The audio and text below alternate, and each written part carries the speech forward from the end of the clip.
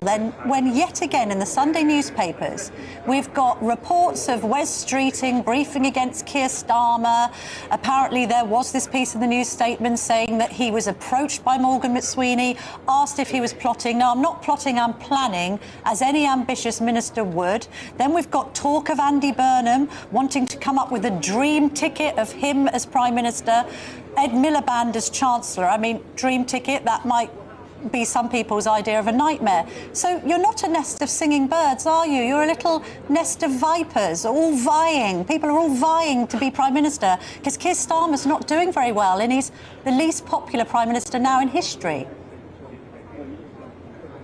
Well, I don't agree with that. I mean, you wouldn't expect me to agree with that, but I won't lie to you. It is deeply, deeply frustrating. I opened the papers on, well, you don't open the papers anymore, do you? But I clicked on the app on Saturday with a feeling of just a sinking feeling, because the noise around all of this is really, really frustrating, and I don't want to dress it up for you. It frustrates the hell out of me. You've got people at the moment who have had 15 years of life just getting harder and harder, worrying whether the opportunities that they had will be on offer. Right, so picture this. You're the Prime Minister. You've finally made it to number 10 after 14 years in the wilderness. The champagne's been drunk, the removal vans have left, and you're ready to rebuild Britain. There's just one tiny problem. Your own cabinet ministers are too busy stabbing each other in the back to actually, govern. Welcome to the Labour Party in 2025, where the real opposition isn't sitting across from them in Parliament, it's sitting right next to them in cabinet meetings. I'm talking briefing wars, leaked conversations, and ministers publicly throwing shade at each other like we're watching Love Island, not leading a country. And today, one of them finally snapped. Culture Secretary Lisa Nandy went on GB News, and let me tell you, she did not hold back. When asked if the cabinet was basically a nest of vipers all competing to replace Keir Starmer, she could have done what most politicians do, deny everything, smile politely, and pivot to talking about their latest policy initiative. But no, Nandi went full honesty mode. She said, "I don't want to dress it up for you, it frustrates the hell out of me." Frustrates the hell out of me. Can we just appreciate that for a second? A sitting cabinet minister admitting on live television that her own colleagues are driving her absolutely bonkers. That's not spin, that's not party line, that's genuine exasperation. She might as well have said, "These people are doing my head in and I'm this close to losing it." And she wasn't done. Nandi went on to explain that people have spent 15 years watching life get harder and harder, worrying about whether their kids will have the same opportunities they did. She said Labour has one shot to turn that around. One shot. And instead of taking it, they're wasting time on petty briefing wars and internal drama. It's like being handed the lottery ticket and deciding to use it as a bookmark instead of cashing it in. But here's the twist, because there's always a twist. Despite admitting she's frustrated, Nandi then pivoted to say the cabinet is actually working really well together.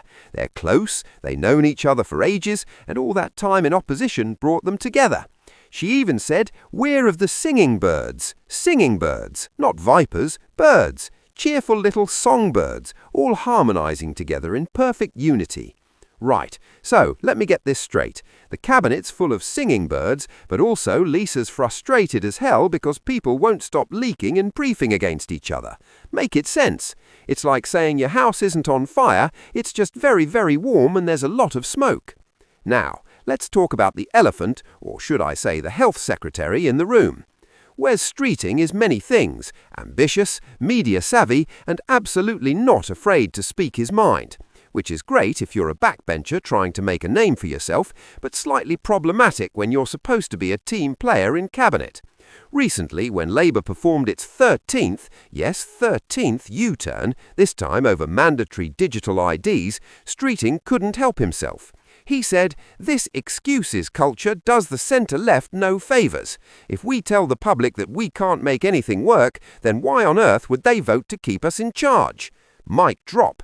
Except, Wes, mate, you are the government. You're not some brave outsider speaking truth to power. You're literally in the cabinet. That's like being the chef at a restaurant and then publicly complaining about how terrible the food is. Bold move. Let's see how that works out for you. And it gets better. Streeting announced his New Year's resolution was for the government to get things right the first time. A thinly glazed dig at Sir Keir's seemingly endless parade of policy reversals. At this point, I'm half expecting Wes to just cut the middleman and challenge Keir to a duel in Parliament Square. Swords at dawn. Winner takes number 10. But here's the kicker.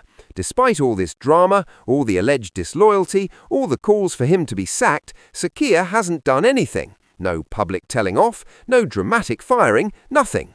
Compare that to Kemi Badenoch, who didn't hesitate to boot Robert Jenrick out of the Tories entirely when he started flirting with Reform UK.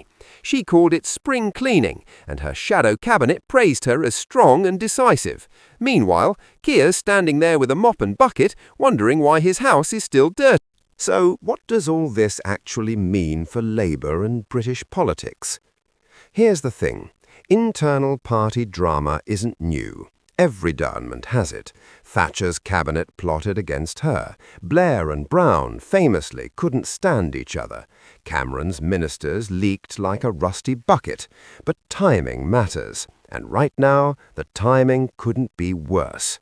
While Labour's busy airing its dirty laundry, the Conservatives are having their own civil war, with Reform UK swooping in to pick up the pieces.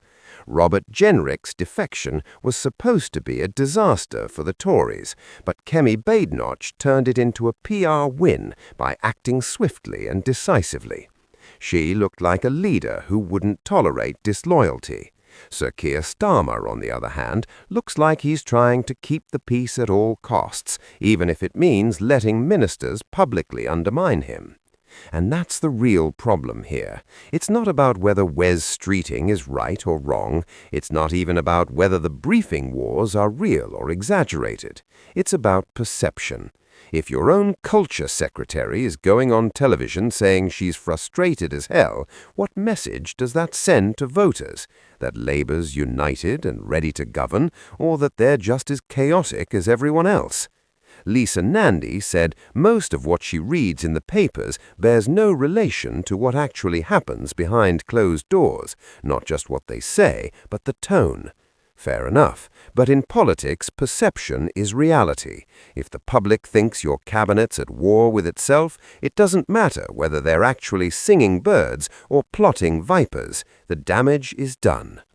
So, where does this leave us? Well, Sir Keir Starmer needs to make a choice.